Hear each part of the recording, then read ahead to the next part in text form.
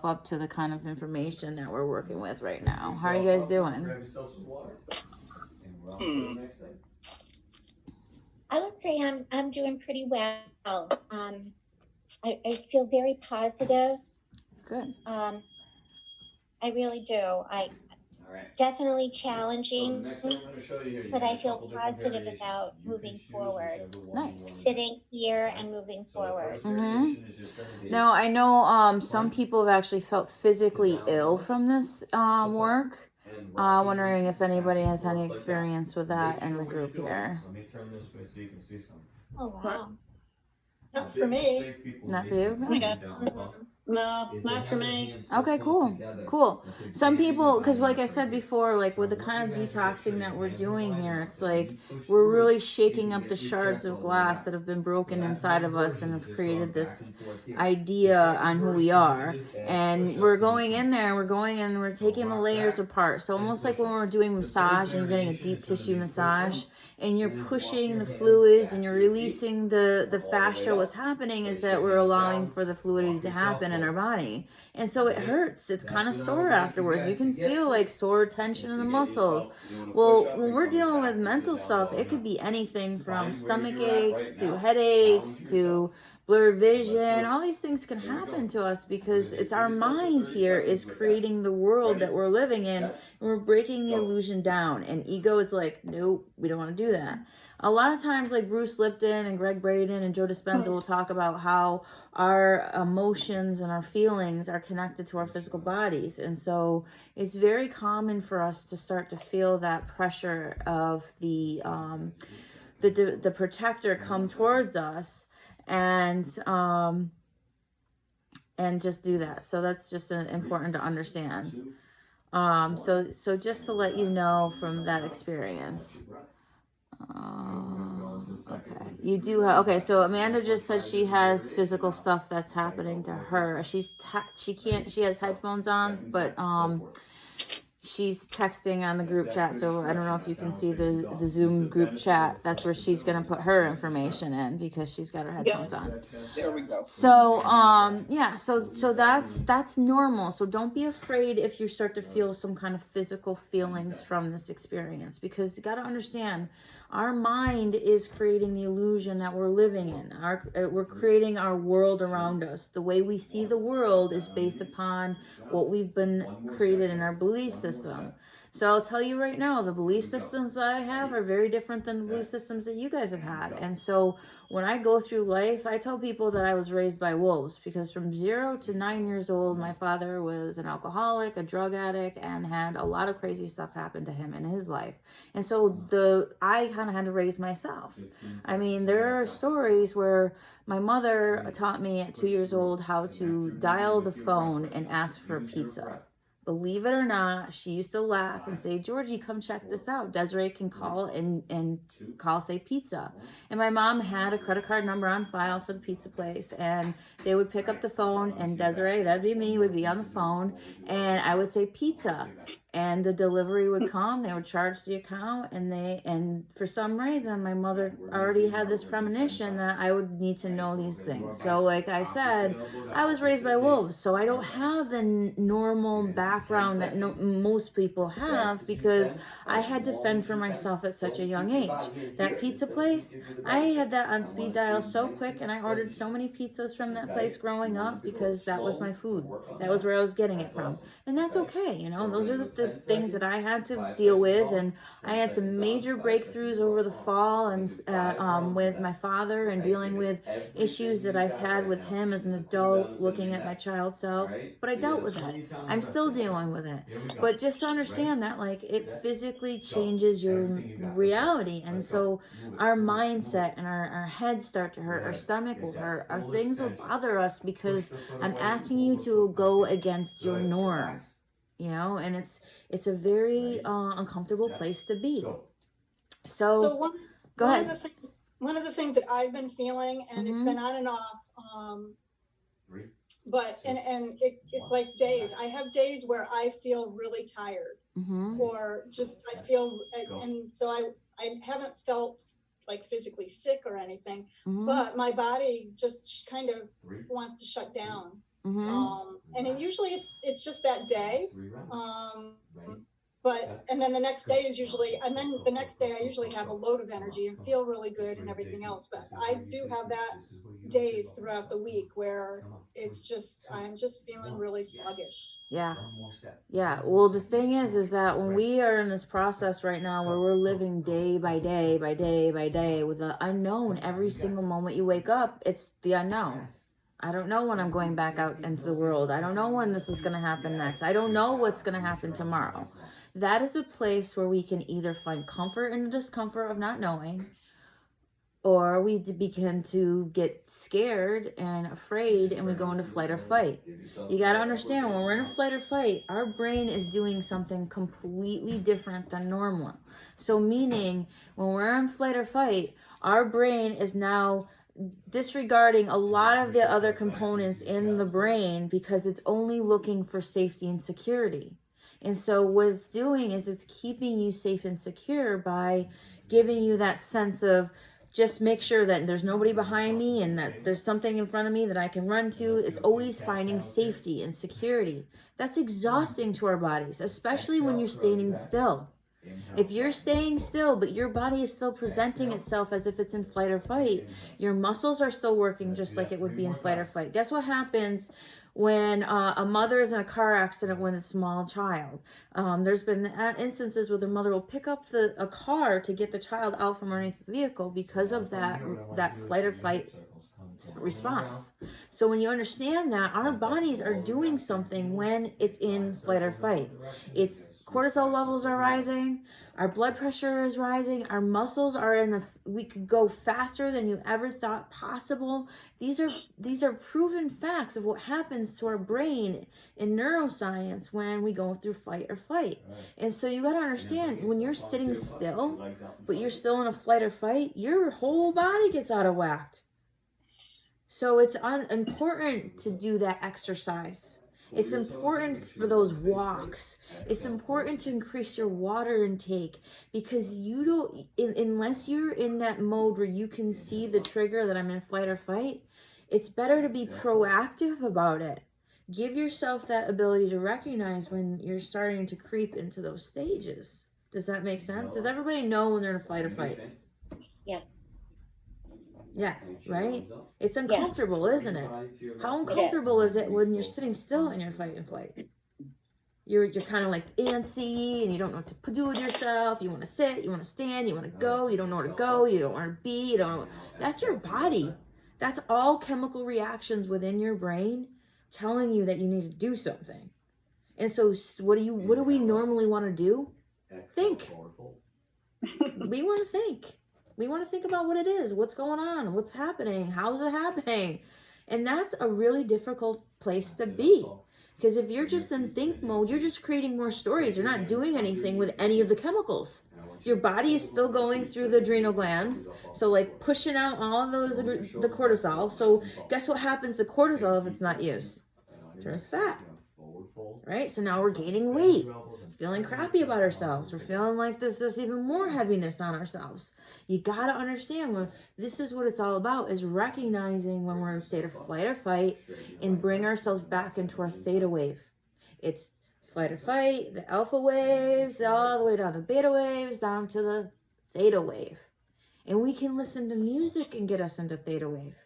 We can go for a walk. It's just changing your environment. Our environment on the outside, Bruce Lipton talks a lot about this with his genetics, is that changing your environment on a level of outside, changing where you are, sitting in a different place. Jay and I actually moved furniture. It's a big surprise there. But you know what? What that does is it changes your whole self-awareness.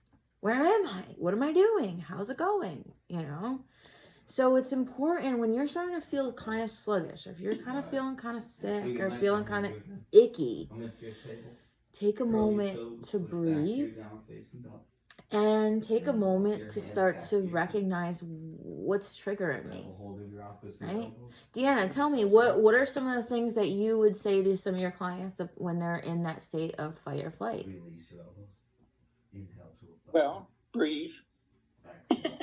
Yeah, right? Inhale. Helps a lot. Breathe. Well, when they hear the word breathe, then they actually listen to their breath. Mm-hmm. And my other phrase is do nothing. Mm-hmm. Just do nothing. Yeah. Yeah. It's amazing what our brains will do to us and where it'll take us in ourselves and what it does, the destructive ways that it can be without us even realizing it's happening. And so when we do this work, it's going back into the senses now. Now it's going back into your intuition. It's about using your gut, using those feel-good places, and really begin to understand that when we listen to ourselves and we listen to what we're feeling, we can understand how to bring us back into this feeling of flight or fight, down to this theta wave of being comfortable in the uncomfortable places. Right? And so that is something to really think about. So we talked a lot about guilt last time. We really thought about that. Now, do you think that maybe the guilt kind of made you feel a certain way when we started touching it? Light within me connects the light within me. Makes me angry when I think of guilt. Mm-hmm. So I'll react from a defensive standpoint. Awesome job. I'll stand in the courtroom and defend myself. Mm-hmm. But you know what's beautiful is that you know that about yourself. You know that when you're touching guilt, you're gonna be in the defensive about that, and that's important because there's your trigger. You know. So it's You just froze. Am I there again? I'm good now. I hope you got some You're back. I'm back. All right. So it's just important to recognize your trigger. All right, guys. Enjoy. And it's important to understand what it is that you are you're going against. So Deanna is angry when she goes into the phase of guilt. So now before she can even get to what's making her feel guilty, she has to go through anger. And what happens when we're angry? We kind of get distracted, don't we? We start going into all these other things and we forget what we're guilty about. What a good distraction that is for her, right? So that's a process. That is like going up Mount Everest, walking up there, knowing that it is hard to go up there because it's not just like, oh, guilt. It's like, oh, we're going to work at this. This is going to be some work. But that doesn't mean that it's bad. It doesn't mean that it's awful. It just means that she has to understand that when she wants to get to the guilty part, that little nugget inside, she has to really work on the anger and the defensiveness. And that's uncomfortable. I'm a very defensive person. And so when I feel defensive, I really have a hard time telling somebody I'm wrong or that I admit to myself that there's things about myself I still need to work on. So those are really important things to understand and relate with when I'm really understanding, parts of myself in that defensive place, Anybody else really have a hard time with guilt? I do. And sad. Usually I get sad and upset with myself. Mm-hmm. Yeah. Anybody else?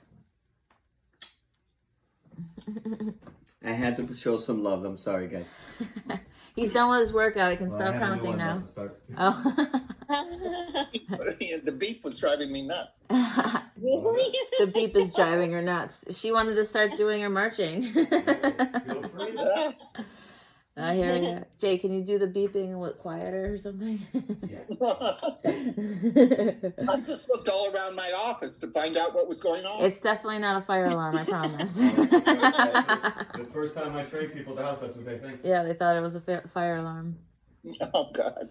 So right now, you're recognizing that guilt is something of, something that it's a constant work on, right? And we're talking, did anybody go through the pleasure of the sacral chakra? Has anybody tried to become enjoying some things more in their life since kind of working with the sacral chakra? Do you know how loud the birds sing outside at 4:30 in the morning? Yes, I do. Do you know how loud it is if you go outside and sit No. at 4:30 in the morning? No, but I do enjoy like a nice summer's eve when I open up the windows and it's more like like sunrise, and you can just hear the birds are pretty incredible. It is. I did find it really easy. Actually, it just kind of came to me, and I like winged off a whole bunch of joy things today. Nice. And actually wrote them down, and it was just like one after the other, after the other, after the other. And I'm like, wow, this is great. Where I remember last week, just kind of stuck and not even knowing where to go with that and what to say, but they just bam, bam, bam, bam. That's fantastic. That's fantastic. So it's That's like awesome. we're peeling back the layers here, right? So we're peeling back the layers. So we know that we're going to start, we'll be working with guilt when we're in the sacral chakra. So like, you know, there'll be more things that I'm going to bring to awareness. You know, you'll get, I'm taking and putting together more activities that we can do to nurture the sacral chakra. But we want to move on. We want to go on, and we want to go further into self-discovery. And so what we're doing now is we're going deep into the solar plexus chakra, which everybody just froze there. Yeah, that's okay. It's okay. Don't worry. There's waves of, I'm sure there's tons of people on at this time on Zoom. So don't worry. Yeah. I have like the best internet I possibly can get. So hopefully this works, you know. But like this time, like I said, I think is a very popular time for Zoom and the internet, I guess. So one thing I want to talk about with the solar plexus is how important it is for the nurturing of the self. So the chakra is about developing your personal power. So it's about positive power and creation. It really is about your strength and your will.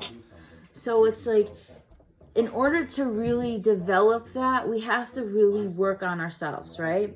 And it's one of those mindsets where we're trying to form a clear intention and a focus. And it's about really understanding about the chakra more, and the solar plexus chakra is about, if you have a low solar plexus chakra, it's going to be domineering. There's going to be some stubborn, some blame, so low confidence, some poor discipline. Also, you're going to lack the willpower and self-control. That's a lot of what happens in the solar plexus, because it's about the I am. Like I just talked about power and creativity, but a lot of times what happens is we block ourselves from creativity and our true power. You hear so many people talk about your true authentic self, getting into that place, finding your truth. You've heard that from so many different people. And it's like, okay, I want to do that. I want to know what that looks like.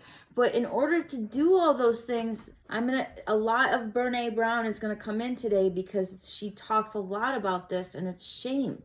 Going back to the shame. But we're going to dive into it a little bit deeper, because it goes more than that. So it's your ego identity that we're talking about here. It's choosing your identity and choosing your intention and settling the energy around that. So like, your ego identity is basically, how do you present yourself to the outside world? So if you could imagine that our solar plexus is like right here in the center of ourself, right?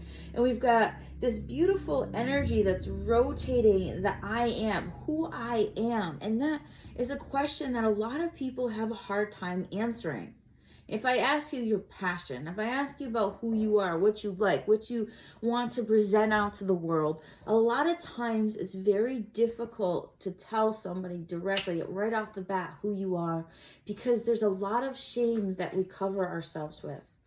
And that shame is the bad habits. It's the worrying about what other people are thinking. It's about the risk-taking that we have to do in order to be the true person that we are.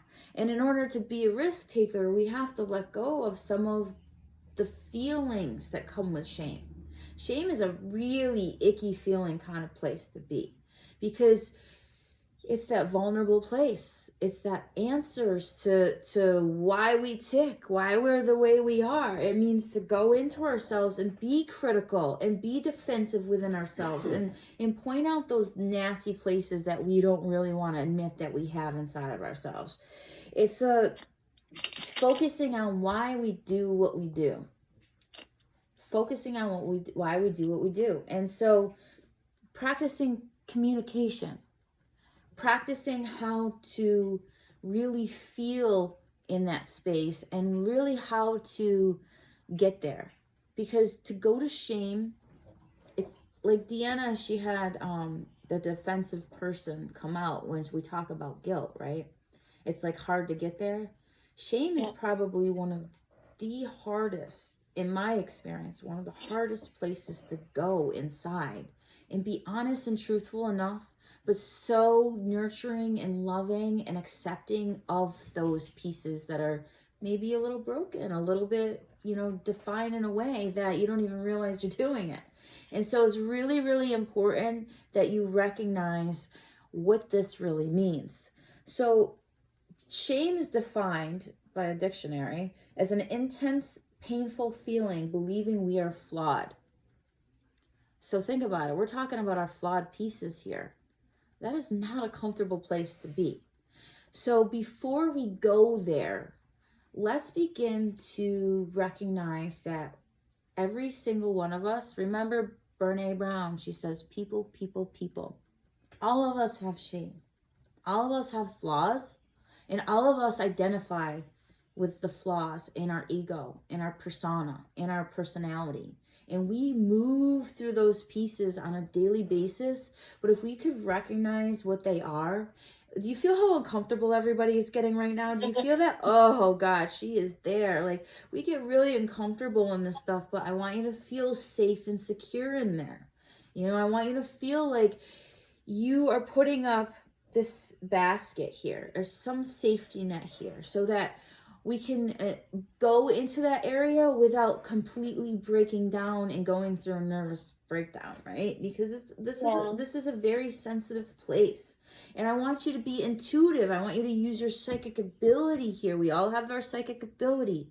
So it's feeling in that uncomfortable place and listening to what you're feeling and trying to draw that energy up and out so that we can be honest with ourselves and what it is that we define ourselves as unworthy. Why do we feel so unworthy?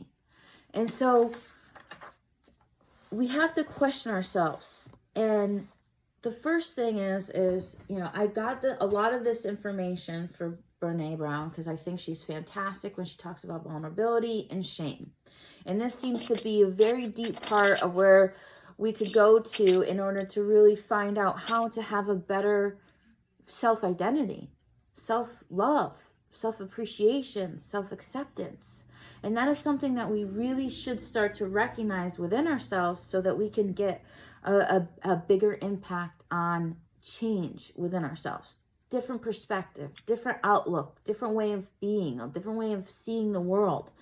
Because right now, all of us are going through this transformation phase. Everybody that's in this here, we're in this together and we're going through this transformation because we feel the positive effects that happen through going through a process of self-identifying. And so you got to understand, first of all, what does vulnerability feel like to you? Maybe write that down. Like, what does it feel like to you? Come up with an answer. What is it like? What does it feel like? What does the sensitivity feel like in your gut? Like, does it feel like heart beats faster? Do you feel shaky? Do you feel like this uncomfortable gut feeling? What is the feeling that you feel when you are allowing yourself to be vulnerable? Before you even get vulnerable, what is that feeling like? And then the next question I have for you is, what do you do with it when you're there? How do you react to your vulnerability? What is it like for you to be there? Do you allow yourself to go there? No, you become very strong. That's true. And so when you're there, when do you feel it the most? Are you allowing yourself to be vulnerable the most? Do you feel it in home, at church, by yourself, with your family? When do you allow yourself to be vulnerable?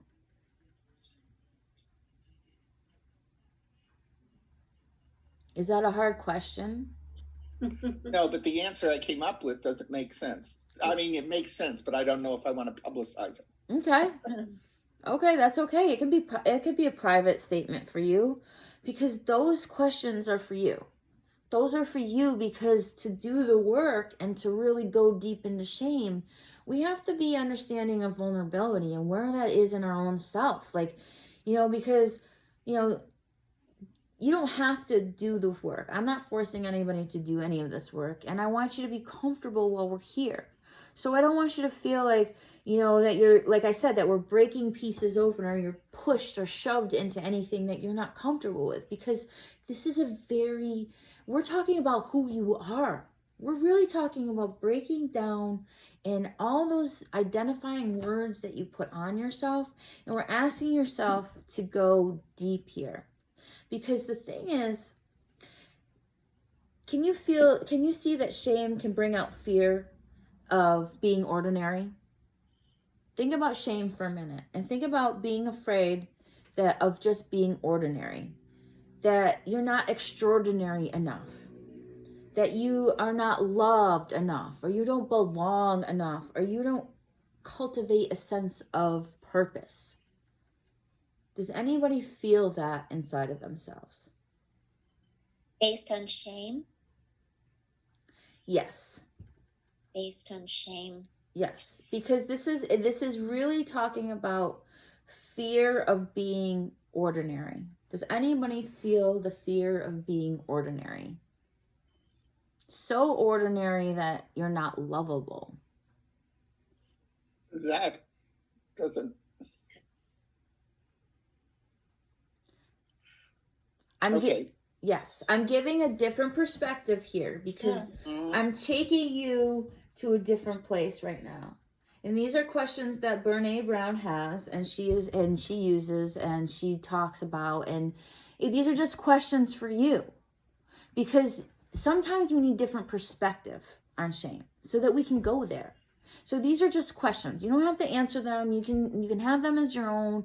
These are just questions to get you just thinking about your own self-identity, because this is what the solar plexus chakra is about, who you are. And if we're too afraid to find out who we are because we have so many blockages from letting us go in, the guilt, the fear, the shame, the worry, all those negative thoughts that come forward for you, all I'm doing is putting a different perspective there to ask yourself, because if there's some uncomfortable feeling that comes forward for those questions, these are the things to meditate on. These are the things to start asking yourself so that you can open yourself up. If you don't feel any of this, if you don't feel like you are feeling any kind of shame from this question, then just say, this doesn't pertain to me. And that's okay too. I'm just bringing out awareness and ideas for you to come to get closer to your self-identity. That is my number one goal, is to really begin to break it down a little bit. Do you feel like you allow the outside world to define you based on having not a big life? Like the expectations, meeting the Joneses, trying to be like everybody else.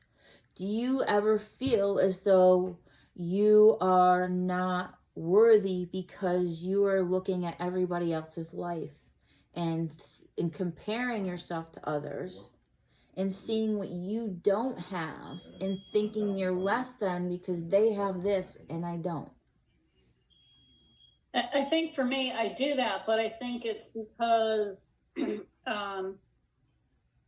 that train of thought starts going when I start getting on myself about some things that, maybe I should have done this differently, or maybe I should have done that. And, then I would have been able to manifest, whatever. And then when I see somebody else with it, so exactly. So remember the definition I gave you for shame. Intense feeling or believing we are flawed.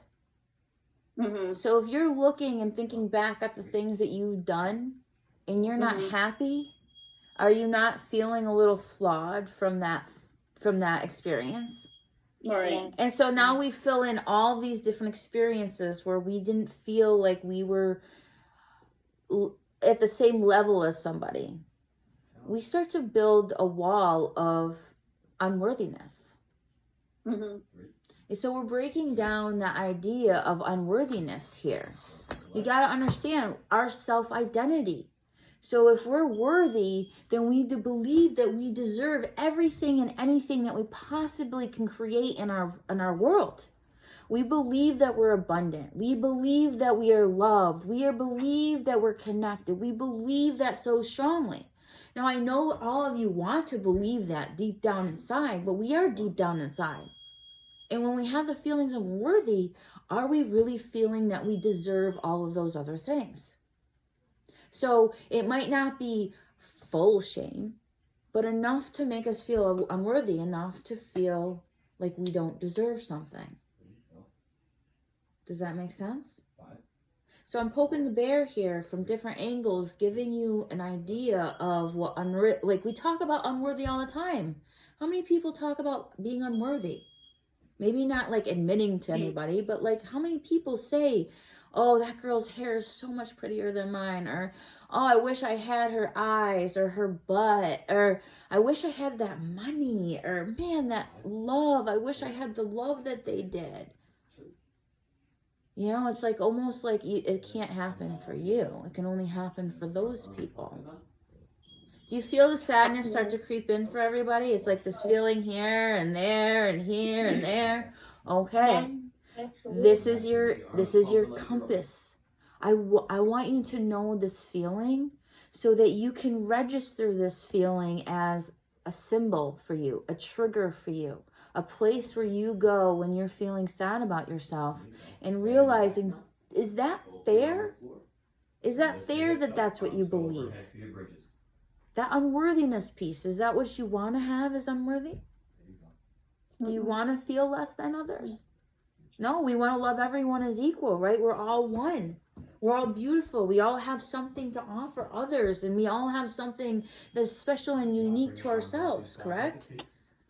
Yes. But how can we express that if we're too worried about what everybody else will say once you start to bring that out to everyone? If you were really the true authentic and you started reading tarot cards because you were really good at reading cards, but you were so afraid about what your friends and family would say if you said, hey, guess what? I read tarot cards now. Are you really being true to yourself? You hold yourself back, right? But when we go there and we think about our passion and think about the things we want to do in our life, it really holds us back, doesn't it? We get held back a lot in our life, don't we? Because of what we feel inside. That unworthiness piece is what's causing us to feel like we are not good enough to be like that person, that person, that person, that person. So that's why we have to really nurture our solar plexus and give us the love, give us the attention, give us the nurturing, self-love, self-healing. Get us out of the flight or fight so that we can recognize that that's not nurturing our unworthiness. We're not getting out of unworthiness by being in flight or fight over here. We get out of unworthiness by admitting what we feel flawed and admitting that we can love those flaws, right? We love the flaws of our family and friends, don't we? We look at our family and friends and we love them unconditionally, don't we? We all have that ability to unconditionally love. But the problem is that we don't do that for ourselves. We don't love ourselves unconditionally like we do everybody else. And we don't go into the vulnerable place. And we don't push on that shame. And a lot of times, I think a lot of people are a little bit in denial about how shameful they really are in their life. And so, that's why working with counselors and therapists are great, because you can really dive into those things and really get to know your shame on a deep level. But in a way where you're in a safe environment to touch it and love it and feel it and go after it and identify it in a way where it feels right to you. But the thing is if you don't touch it and you don't love it and you don't even identify with it and you pretend it doesn't happen to you, then how are you going to be the authentic? your left knee is too. Because too half far of that forward. is fear of Yeah, being wanna be in that accepted. position right there. And now go up. Fear of what people will There you go. say when you're Go. there. And I can feel that. Do you feel that inside of yourselves? Do you feel the fear and worry take away from the attention of who you really are? 2. What if deep inside you find out you're fantastic at something?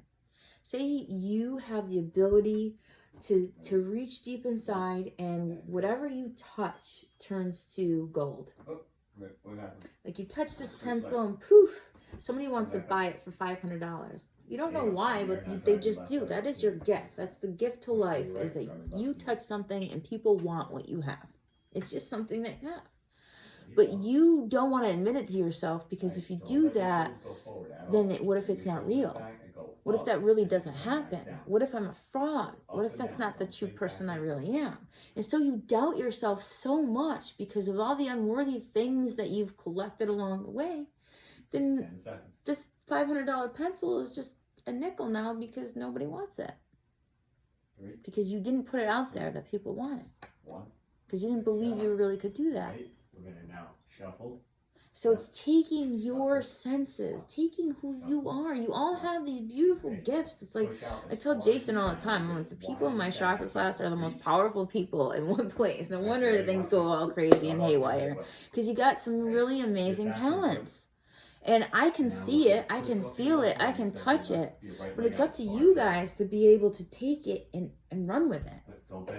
I can tell you all you want, but you're not going to believe me until you believe yourself. Yeah. That's the trick, right? Well, that's why we're here. But that's why I'm asking you these uncomfortable questions. So how do you think that your behaviors, thoughts, and emotions relate to vulnerability and a sense of worthiness? How do you think they're related? Step hip width apart. Run that again.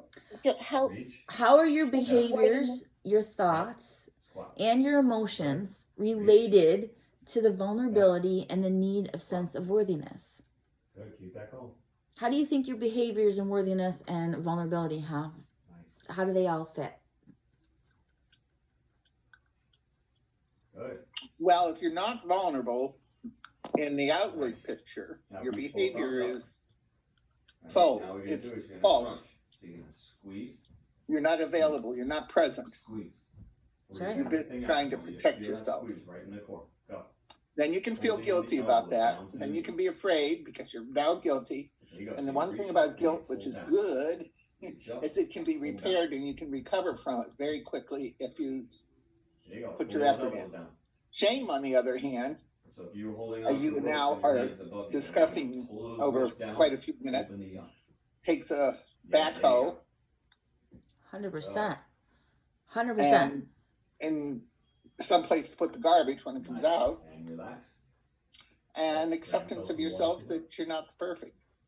And that's a lifetime, wouldn't you think? Isn't that a From my lifetime? point of view, yes. Right. So wouldn't it be nice to know that if I am concentrating on my solar plexus chakra, this energy ball of light is part of this whole process. And if I could reach that piece of bundle of light coming from the physical and emotional and going spiritual now, coming into the spiritual reality that there is this energy vibration that is rolling in this vortex of light that is your feeling of worthiness. And the more that you touch it and feel the light, just go to the light, become the energetic being. In the beginning, remember, I talk about information traveling within and among each other, from an atom to a molecule to chemical to cellular to tissues to organs to the system to the body. We notice that, and we know, we've heard, we've read that science is saying that we're connecting information there. So how many people have ever asked you to go to your energetic ball of light? Go there, and I want you to make it real. I want you to go into your meditation and begin to create this reality that this ball of light is real. Just because you can't see it, it's only because I haven't given you the glasses. 10 more seconds. Just like the microscope. How many times do we have to be convinced that there were bacteria and viruses out there before a microscope came out and said, hey, look at the bacteria and all this stuff? I don't have the electron microscope or all those crazy quantum physics tools out there to show you that there is this energy that's coming out of your solar plexus. I don't have those tools to show you, but they exist. And if you can believe me just a little bit more, that you can go to your beautiful yellow spot. The yellow solar plexus here is this beautiful light, right? And it's communicating to your sacrum and to your root, communicates to your heart and your throat, and comes out to the world and gives you this information that's just yours and yours alone. And you get to receive it, and you get to give it, and you get to receive it, and you get to give it. Now imagine that ball of light, right? And you can feel it now. I'm bringing your awareness. I want you to bring it as real as possible. Now the fluid, the fluidity of that exchange of information, the way it moves is just flow, right? So this chakra is all about fire. It's the metabolism. It's the place where if we can really work and hone this on, you can lose weight easily, because now the metabolism is burning evenly and flowing nicely and is going. It's like you can imagine that in between my hands is this ball of yellow light, and in this ball of yellow light, you have the same thing. You have this yellow light here, and it is embracing you. It's surrounding you. It's giving you energy. It's flowing through you. But here's this light, right? And over the light is this crust. And the crust is shame. And then over the shame is vulnerability. And then over the vulnerability is unworthiness. So you have all of these different layers getting to that ball of light. But because you've been working on this ball of light, it's almost like the sunshine where you can see the rays coming through the crust. And we want those rays to become stronger. So how do you think we can build those rays up to be stronger? Great job. Switch sides. What do you think? You got to work on your self-confidence. That's correct. 100%. How do we do that? Well, I can tell you that I'm in a different, better place this time than I was last year. Mm-hmm. And that is because of you. Thank you. Thank you very much. And what I would take away, and then, like, I listen a lot during these sessions here. And then I contemplate them, and then I absorb them, but just to share, I was in a place of feeling very worthy, okay? And I was feeling, my quick story is that, as you know, Desiree, but for the others, I lost my dad when I was a little girl. I lost my brother 15 years ago. I lost my mother 6 years ago. And I'm it. But I never had those abandonment issues, because I had a very big Italian loving family of aunts and uncles, and they're always there and all that. So I can tell you that when I,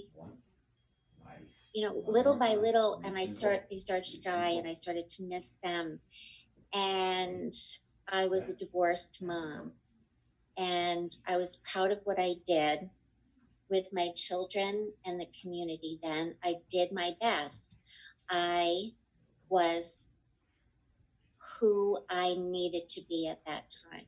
Now, when I met and married Barry, I did not think I was going to have the issues that ensued. I thought I was going to have a nice family, okay, because he's got kids, and then they all had kids. Okay, no. They were extremely judgmental of me, and looked for fault in me, and especially his former spouse.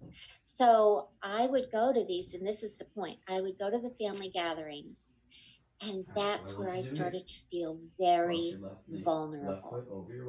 Like who I was, who I am, and who my, I have friends for over 50 years that know me, okay? So who I am, I could not be myself. I could not be myself. And I would leave those gatherings feeling pissed. And you know what I did? Drink wine or bourbon. And I would hide that. But then what did that do? That brought out more anger. Why are you letting them get to you? It's their shit. Why are you drinking? And when you drink, Claudia, you are mean. You get out all your anger, even if it's sitting by yourself in the car or, you know, whatever, in the driveway. But so that's, you know, I was angry at the source of guilt and shame. I was shamed of my behavior. Last year I gave up alcohol. Not easy at all. But I have been able to focus on who I am, who I've been in the best possible situations of my life, where friendships have lasted and my confidence has lasted.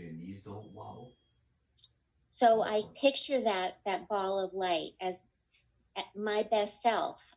That the ball of light that you're talking about, my best self, not the one who was feeling, you know, pissed and ashamed or whatever, made fun of and drank, but the person who went back to, I'm brave, I am good, and I am worthy of a better life.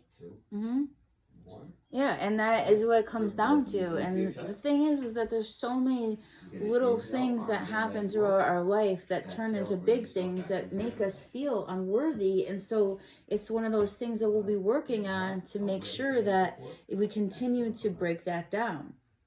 So it's true, because so here's something that shame is a great defense mechanism, and it has us controlling others or controlling ourselves. It has us withdrawing and hiding, keeping secrets. It also is always, it's like the seeking approval and always looking for the answer of, you know, how am I doing? And it's like, and really what that does to you is it's just clouding your mind of judgment. And the judgment gets in there, and then we can't get it out. It just gets stuck in there. And so it's important to really recognize how we're going to let that go. How are you going to do that? And so I take the chakras here, and what I want to do is I want you to develop your psychic intuition. So you know what your triggers are. So you know when you start to go deep, because I know you want to know your authentic self. I know you know that there's deep pieces of yourself that are still not open yet. And I know that you can get there. But the only way to do that is to be vulnerable. And is to break those layers and start to work on that. And it's an everyday ongoing process. Finding people that are there in your community that you can talk to. Finding a therapist that you can sit down and hash things out with. Finding a yoga class that you can move through and breathe through. And really it's about developing your psychic ability. We all have a psychic ability. It's just, if you don't believe that you do, it's just, there's your shame. I'm not like her. I don't have what she has. I can't do it as well as she can. All those things come up, but are those really necessary for you? Does that really make a difference in what your growth is? So it's like, every time I'm doing a lot of research right now on tarot cards and chakra classes and metaphysics, and I'm reading a ton of books from people. I'm really making this time about me and education, because I'm just love to learn. That's just my thing. And I love to share my knowledge and give it out to everybody so you can gather it and use it and be like, hey, guess what I just heard here? Or guess what Brene Brown's saying over there? Or Joe Dispenza just said this. And The thing is that it's a work in progress. It is a work in progress. And the more that you find technique and tools to work on those things, the better you're going to be. So it's about, who are you? Who are you really? And it's like, it's really sitting down with a journal and sitting down. I love just hashing things out. Very big of a marketer. And so what we do is we'll take an idea, we'll put a circle around it, and we just go to town and we just write words that think and feel and just anything that comes to mind, because we're really creative that way. And that's how we bring our creative juices flowing. So it's, first of all, the first step would be to find a place where you feel like safe to be vulnerable. Make sure you're in a safe place to be vulnerable before you go on and get there, right? The second thing to do is start to recognize that when you get to that vulnerable place, you're gonna be uncomfortable. Compare it to a workout or yoga. Really, when you're trying to get your splits in and you're like, oh my God, I can feel that. You know, those are the things that you should be really feeling, that sensation, like, that yucky, icky feeling inside. That's not a bad thing. But we're so trained that when that bad feeling happens, oh God, there's something wrong. I'm not safe. Oh my God, I gotta protect myself. That's why I'm saying, when you're going into that place, find a sacred place that's your own. Grab some crystals. Grab some crystals and hold on to them as you're going through that uncomfortable place. Each crystal represents something else that can help you, guide you through that space. Because the vibration of the crystal is going to be a vibration of helping and healing and guiding you. You know, and it's really important to recognize those places in yourself, because if you can get vulnerable and you can go past shame, you can really start touching the pieces of yourself that are real. The psychic, the healer, the listener, the communicator, the abundance creator. All the things that you want in your life that you're saying you can't have because you're not that person over there. That's the stop. Is comparing yourself to everyone around you and thinking that you don't deserve what they have because you didn't do this, or you didn't get that, or you couldn't do that. And it just, it compresses all these things and thoughts together that are not necessary. You know? And so this is what it's about. It's about really taking time for yourself, going for that walk and feeling nature wrapping around its arms around you, feeling so vulnerable in that space that you allow yourself to think about that idea for business, or you allow yourself that idea to go to school for that thing, or you allow yourself to contact that old fling from high school that you didn't even know that was still around. Like, allow yourself to get vulnerable there and just create the idea. I'm not even saying go for the whole package. I'm just saying start allowing yourself to think. Because sometimes the shame will stop you from going into those thoughts. The first thought that comes on is, oh, I'm not as pretty as I used to be, or I don't have that much money, or that person's better. You start, like, your ego is going to put you on a road of reasons why you're not your true authentic self right now. The defenses come up. You get defensive about why you're not there, so you go on a tangent of why you're not there, so you're not really working on the chakra at all. Do you feel uncomfortable that you just got? Yeah. What do you think that's about? Let your hips come down as you're walking forward. Drop those hips. Right there. Now, don't Why do you think it's uncomfortable to start allowing yourself to think authentic? There you go. The big key with this is when you're doing your push-ups, you're doing everything, your butt's squeezing, your inner thighs are squeezing, keep everything tight. Notice that there's hard to even come up with words. When it's hard to come up with words, sometimes the questions are stump the ego. Concentrate on how hard you're squeezing your butt. Stump the ego. And when you stump the ego, that gives you a chance to feel now. If you don't have words, feel it. Let the words come up to your third eye so that you understand what that vision means. Because it all comes down to our bodies connecting and creating messages and talking to each other, right?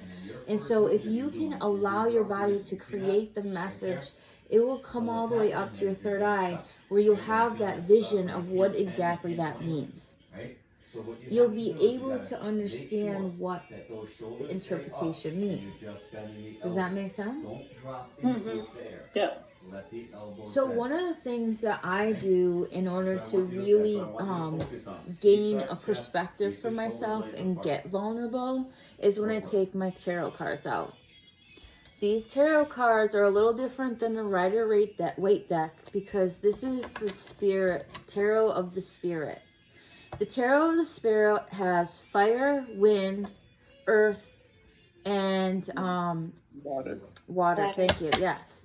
And so with these cards, there's no negative responses. Everything is about, hey, you're in this thought process. Think about it like this. Or, hey, you've just come out of something. It's time to start meditating about this. What's really good about these cards is when I pick one up, there's not a negative, like, look how beautiful this is. This is just says clarity, 6 of wind. What represents for me is the understanding that I've gone through a path, I am in this new transition, and I am here to find clarity, and clarity is around me, and I can find that energy if I go within. All the cards tell me to go within, but how I get there is based upon what the sensations feel like to me. But we have to go past our mechanisms to stop ourselves in our track, and we don't believe in ourselves, and we just stop ourselves from getting to where we want to be. Does that make sense? Does anybody feel like they will have a hard time to work on their solar plexus chakra this week? Did you say that again? Do you think you'll have a hard time working with your solar plexus chakra this week? No, not for me. Okay. If it were last year, I definitely would. Uh-huh. But I think, only because I have a clearer path because I've gotten rid of what I needed to. And so I can now look at my own vulnerabilities instead of looking at somebody else and saying, oh, they're a bunch of assholes. 100%. So we're looking within ourselves. So what I'm saying now, okay, so that subject is over, right? Mm-hmm. For the time being, you're feeling very confident in that part of your existence, right? But there's other pieces of yourself that don't have anything to do with anybody else except for you. And so to get vulnerable with yourself now, not about what everybody else is thinking, but what you are thinking about yourself. Meaning get deep inside. You know, you might have a lot of words that you've used to describe yourself. Well, maybe those are just the superficial words. Maybe there's deeper words inside that are super vulnerable, like really, like Deanna said something, she thought of something, but she didn't want to share it because it was a really vulnerable place. And I admire her for being able to say that. She communicated with me, this is my thought, this is my feeling, but I don't need to share it. Sometimes that's how vulnerability works. Sometimes you don't need to share that really part of yourself that's very shameful. Like when you think shameful, think about what shame means to you and think of, oh God, I could never, that's like being naked in front of everybody. You know, I'm not doing that because I'm a little bit ashamed of what you guys might see. I don't know, you know, it's not okay with me, right? But that is, because it'd be really vulnerable if I was naked and talking to you in front of you like that. I'd be worrying about, are you judging me? And what does that look like? And how does that, you know, and it's like, really, does that matter? And that's what the voice says for me. The voice says to me, you should be fine sitting in front of them naked. There's nudist colonies everywhere that walk around naked and they're totally fine with it. I should be okay with my self-image. I should be okay. When I say self-image, you know what that feels like to me? I want to throw up. I want to throw up. Why would I be like that? But that's just because in my youth and in my experiences and what was beautiful and perfect in the world that taught me beautiful and perfect is not what I was. So I have to change my whole thought process about what beautiful and perfect is so I can become worthy again and realize that I don't really need those definitions anymore. Does that make sense? Yeah. It's rewriting our identity, rewriting who you think you are. All those negative self-talk that you've had so many times for yourself, what are you doing to do it a little different? What can you say instead of? What could you do instead of? Where can you be instead of? And when I'm saying instead of the negative, go positive. Say positive things. So I want you to pick an affirmation this week. Go online, go find somewhere where there's a positive affirmation, something that is going to hit home for you about a quality that you think is negative that you can turn into a positive by just changing your words. So look at me here. Look at my spine. We want to change our words. We want to change the way our perspective is on the way we see the world.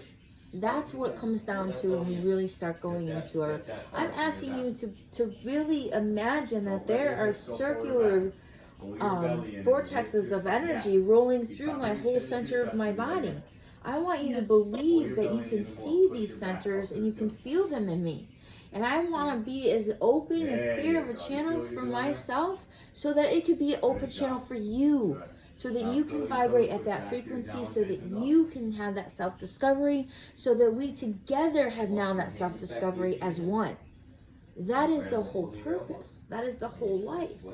So it's like, instead of what others are doing and thinking of me and what I can get, it's about what we can do for others. And that is all of what you guys do already. You already think about others more than yourself. We just have to bring yourself as part of the equation. Does that make sense? Yes. So the only other thing I want to talk about is empathy. All right? I hear the word a lot. I'm an empath. Empathy. I'm an empath. And here are the definitions, a couple of definitions from dictionary.com, Webster Dictionary. Empathy is the ability to understand the feeling of another. It's also the feeling that you understand another person's experiences, emotions, and ability to share somebody else's feelings. It also is the identifying with another person's experiences, feelings, thoughts, attitudes of another. It does not say anything about taking anybody's emotions on. It does not say I'm feeling your emotions. It's saying that your experience, you understand. It's feeling empathy for somebody, is understanding where they've been. Maybe you can relate to them in some way. It's not, ooh, I feel what they're feeling. Ooh, I want to take it away from them, or ooh, I want to open myself up, so I'm feeling so hard for them. There's the feeling. So shame is about isolation and separateness. Empathy is about building connection, courage, and compassion. So building courage and compassion and connection does not mean taking away somebody else's feelings. They have the right to feel those feelings. They have the right to go through those feelings. We do not have the right to take them. We have the right to be with them and to embrace them into a community and feel like, hey, I've been there too. Hey, we're not alone. Hey, we're experiencing this together. Awesome. Because doesn't that feel better than trying to make it better for that person? Yes. Making them feel a different feeling or making them feel a different way. That's not what we want to do, right? Yeah. Because if we're feeling working so hard to make somebody else feel better, you're taking away your own resources for yourself. You can go into a whole tornado of feelings down into this feeling sorry for yourself victim feeling. Because all you've done is just felt their feelings and not let them feel them. Those feelings are theirs, and that's pretty amazing when they get to feel them. And it's just our ability to be there. I love Deanna, and when she talks about standing in the fire with somebody, I think that is such a fantastic way of experiencing and expressing that, especially since it's the solar plexus chakra that's ruled by the fire.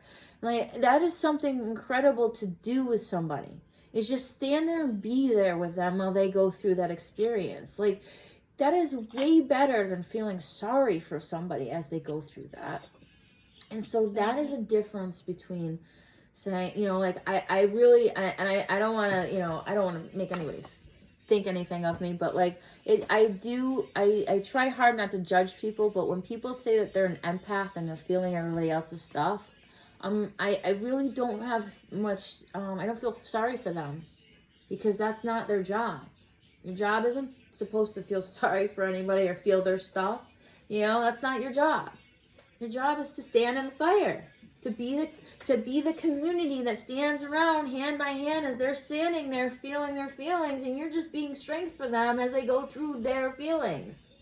And that is so incredible.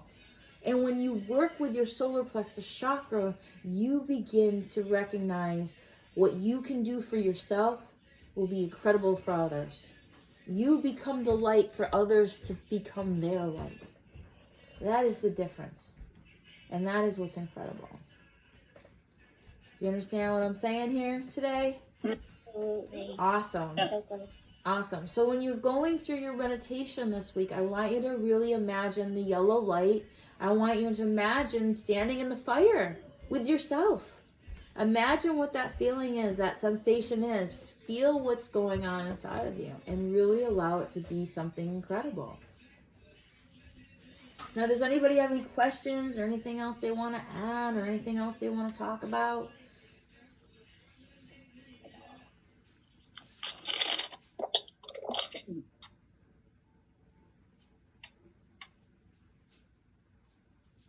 Got a lot of thinking going on? A lot of feeling? How's everybody feeling? Anybody feeling worthy? I'll tell you what really resonated with me when you were talking about how we think about things that we might want to do or say, and then we stop and just don't do it. If we're thinking about reaching out to somebody, and how we might stop, and because our mind might kick in, or that shame or that feeling of, oh, maybe I don't want to do that. I don't want to come off as being whatever.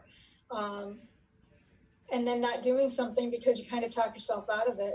And it kind of resonated that first inkling of wanting to do something and to do something is me and my thoughts and something I should be doing. And I shouldn't analyze it and not do it because I'm thinking about what somebody else or what others might think about it. Mm-hmm. That really resonated with me. Awesome. Thank you for sharing.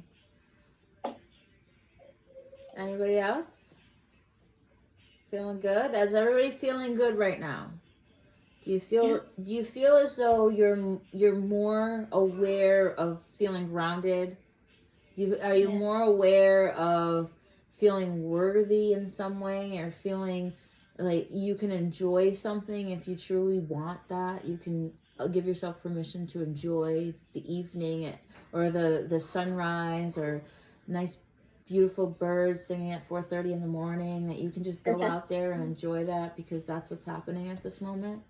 Can everybody just begin to see where this work is really about?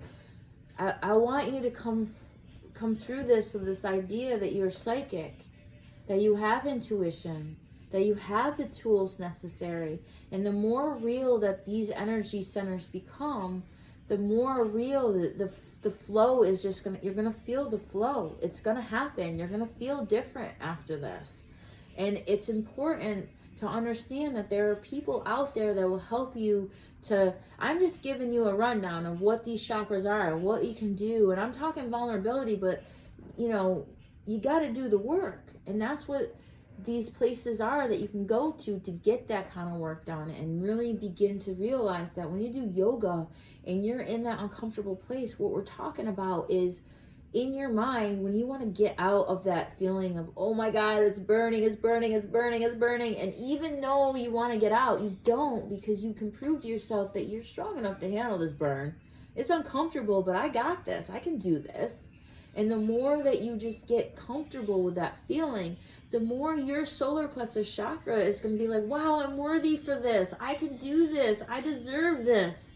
And you start to do it more and more. And then all of a sudden your yoga practice becomes better. You become more flexible. You become stronger. You become more just in tune with things in your life. Does that make sense? Yeah. Nice. Yeah, I guess I feel like I've got some homework to do. We all do. This is ever going. This is Some just good questions here to ask. Or, yeah. But this is stuff to journal, and this is stuff to really begin your practice and figure out what makes the most sense for you and how this is going to work in a way that is beneficial for what you're going through. You're taking it in a personalized attempt to open up your chakras, break free, and really get the person of the authentic that you are. You know what I'm saying? You got this? You guys got this? You guys can reach out to me anytime you want during the week. Like if you're feeling a certain way, or if you are feeling some kind of physical uncomfortable, I'll send some energy out your way just so that just can balance you out, and just see what's going on with you, and really try to do it on your own though. Try to balance your energy out by using your own energy. Begin to use those meditations and the way that we're doing things to really become your healer for yourself. You gotta do the work. I can't do it for you. I can guide you, but that's it. I'm just the interpreter. I'm the tour guide here. Look at the pretty colors. Right? And As that's long as you're not driving the bus and being the tour guide and doing everything else too. No, Jason's driving the bus. Whoa, what? Honey. What am I doing? He's driving the bus. I'm the bus driver? Yeah. Hey! Yay. All right. So yeah, so that's pretty much what we're doing here. So if you have any questions or concerns or anything you want to talk to me about, you just let me know. But you guys are doing fantastic. You're doing exactly what you need to be doing in order to just be true and authentic to yourself and really start connecting to those energy pathways, because I'm telling you, the energies of the universe right now are so incredible that it's instantaneous results are what are happening. You say something and the next thing you know, you're going to email about that same exact thing you were just thinking about. So synchronicity is happening for us all. So make sure that you are aware that you have the ability to be part of the knowing. Got it? Awesome. Very cool. All right, guys. Well, you guys have an awesome evening, and I will see you real soon. Come check out my yoga class or a workout. We got that tomorrow. I'm teaching class, so hopefully I'll see you then. All right. Sounds good. All right, guys. I'll see you later. Bye. Night. Thank you. Somebody sent me a message too. Here we are. Hey, Deanna. Hi, Guy. What's going on, you? Oh, I have a real good affirmation. I had to come. I had to come over and look to see. I was forgetting what you look like. Roland. Did I tell you about my adventure after Roland? No. Hmm. Is that 4:30 that morning? I got up and I slipped on some water. Oh yes, you did. Right. Yes, I did. Well, I got a mantra out of that. And what it goes like? What? Fear stops everything. Keep moving. I like it. Okay. I like Good. it. And that way, every time I have to get back up off the floor or out of a chair, I say, fear stops everything. Keep moving. Yeah. And that Love goes it. full. Not a chair is better, huh? Hey, that goes full circle to when we first met, doesn't it? It sure as hell does. Excuse me. Hey? I love But it. if there's a better person at the end of that road, how many years? Yes. That is true. No, it's been a long journey. And And it's not over yet, so we're just keep going. Just keep going. Yeah, and you're doing awesome. Keep shining So, bright. I'll be back on the scale later. Nice. I'm back on your scale. Hey, You know, just- in your. Just so you know, too, if you get on, have you got our app yet? No, I went trying for it, and I ended up with something called Fit Something. No, go to. I'll text you the app. I'll send you Okay. the app and everything. Because I am doing my teaching again, you understand. Okay, cool. And as a result, after not teaching for a year, I can't figure it out. So there we go. And then I'm also doing telemedicine. So You're I doing had what to figure that medicine? one out. That's awesome. I I missed that. I'm doing all my clients on Zoom. telemedicine. Gotcha. That's gotta be really hard to like connect, like get vulnerable with somebody on a computer screen. You know what I mean? You just You can only see so much, and I'm a body language person. Yeah, exactly. Hey, let me tell you something. It's been my struggle too with these workouts. I get people with their camera angles are all over the place. I can see half their body, only their head. I can only see the leg go up in the air. Yeah. So I'm on snowy days. This will be good after we get out of this mess. Yeah. Telemedicine will be good on snowy days, heavy rainy days, or if you're ill, I can still interview you. Yeah. You stay where you are, and I'll stay where you are. No, and that's the thing is too, is I think it will open up the door to a lot of opportunities that we didn't think of in the past.